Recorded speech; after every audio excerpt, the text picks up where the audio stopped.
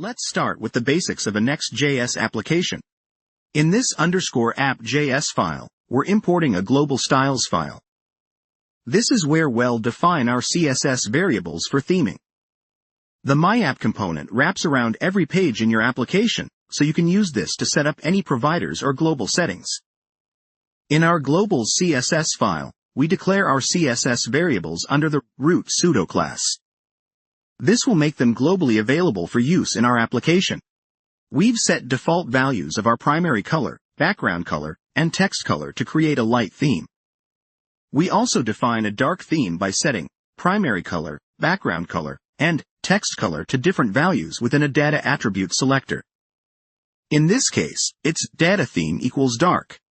This allows us to override the custom properties for the dark theme. Lastly, we apply these variables in the body selector to ensure that any element in the body will use these theming variables.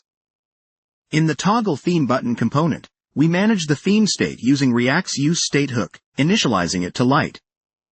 We sync this state with the DOM by using the useEffect hook, which sets the data theme attribute on the document's root element whenever the theme state changes. This will cause the page to re-render with the updated theme variables.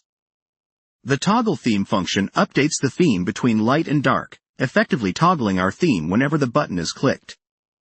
Finally, in our index.js page, we import the toggle theme button component and use it within our page's JSX. This enables users to switch between light and dark themes interactively. When the page is rendered, users will see the heading and a button, which upon clicking, will toggle the theme.